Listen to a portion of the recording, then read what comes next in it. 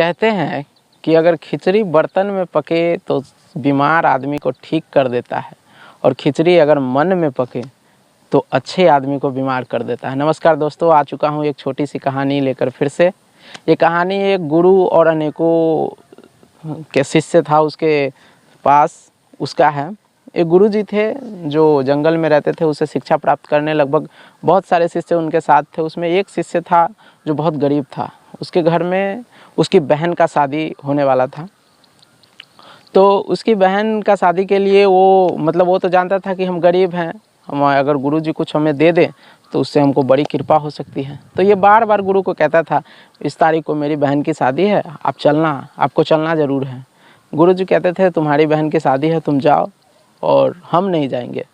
लेकिन ये हर 2 दिन 4 दिन बाद ये बात कहता था। धीरे धीरे समय बीता, उसकी बहन की शादी नज़दीक आ गई और इसको जाना पड़ा।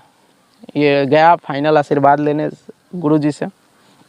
गुरुजी कहते हैं, गुरुजी को वो शिष्य के मन में चल रहा था कि अगर गुरुजी कुछ हमें दे दें तो हमारी बहन की शादी बड़े धूमधाम से हो सकती है। गुरुजी के पास तो बहुत सारी चीज़ें हैं। तो लास्ट में ये जब धीरे धीरे समय बीता, इसकी बहन की शादी नज़दीक आ गई, तो ये गया फाइनल आशीर्वाद लेने गुरुजी से। जो गुरुजी हमें आशीर्वाद दीजिए और आप भी चलिए मेरे साथ, मेरी बहन को भी आशीर्वाद दीजिएगा। तो गुरुजी बोले, तुम जाओ और मेरा आशीर्वाद सदैव तुम्हारे साथ है, जाओ धूमधाम से शादी करो। फिर ये मन ही मन उदास जाने लगा, क्योंकि ये बोला नहीं गुरुजी को कि गुरुजी हमें कुछ दे दीजिए। तो लास्ट में गुरुजी कहते हैं रुको। तो इसे लगा शायद गुरुजी अब कुछ देंगे, तो रुका ये। तो 2-3 लड़का था उसमें से गुरुजी के शिष्य, उसको बोला कि तुम इसके साथ चले जाओ, इसकी बहन की शादी में हाथ बटाना। और 5 अनार इसके हाथ में दे दिए। अब 5 अनार इसके हाथ में दे दिए तो ये जाने लगा। 3 और बंदा था इसके साथ। रास्ते में ये लोग बतियाते हैं कि देखो गुरुजी के साथ हम लोग सदैव रहे, गुरुजी की इतना सेवा किए, सब कुछ किया, और लास्ट में जाने टाइम जब जानते हैं कि गुरुजी ये बात कि हम बहुत गरीब हैं, कुछ दे देते हमारी बहन की शादी में बहुत हेल्प हो जाती। तो उस शिष्य से बोला कि चलो ना, जो भी है ठीक ही है, गुरुजी बहुत सोच समझ के दिए होंगे, जो है वो लेकर के चलो। गुरुजी तो ये शिष्य जो जिसकी बहन की शादी था, ये बोला कि अरे क्या गुरुजी देख करके बोले हैं, ये 5 अनार लेकर के हम क्या करेंगे। फिर भी ये सबके समझाने के बाद वो लोग जाने लगे। बोले ठीक है, जो होगा सो ऊपर वाले की मर्जी।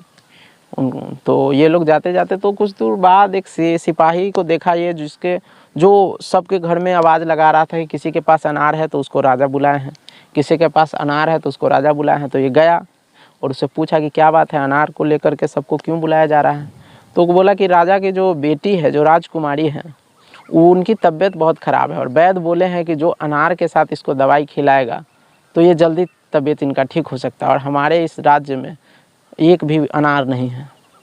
तो ये लड़का गया सिपाही के साथ, राजा के साथ, राजा से मिला। राजा को बोला कि हमारे पास 5 अनार है, इसको खिलाइए। तो ये 5 अनार खिला दिया उसको, राजकुमारी ठीक हो गई। तो राजा इसको बहुत धन दौलत पैसा दिया, सब चीज़ लेकर के जाओ और अपनी बहन की शादी अच्छे से करो। ये सब चीज़ लेकर के आया और बहन की शादी बहुत धूमधाम से किया, और समझ गया कि जो भी गुरुजी किए हैं उससे हमको क्या मिला, इतना गुरुजी शायद ना दे पाते, और जो हमको मिला है ये मेरे से भी ज़्यादा है, जितना हम चाह रहे थे उससे भी ज़्यादा है। तो ईश्वर कभी किसी का बुरा नहीं करते, ईश्वर पे भरोसा रखिए, वो हमेशा आपको जो देंगे वो आपकी जो है ना, जितना आप चाहते हैं उससे बहुत ज़्यादा देंगे। तो हमेशा भगवान पे भरोसा कीजिए। देखिए भगवान जब भी देते हैं तो इतना देते हैं जितना आप चाह भी नहीं सकते, सोच भी नहीं सकते। तो कैसे भगवान इसकी मदद किए, देखिए किस रूप में, और उसको लगा भी नहीं कि कोई हमें मदद किया है। तो कर दिखाओ कुछ ऐसा कि दुनिया करना चाहे आपके जैसा। सदैव ईश्वर पे भरोसा रखें। धन्यवाद।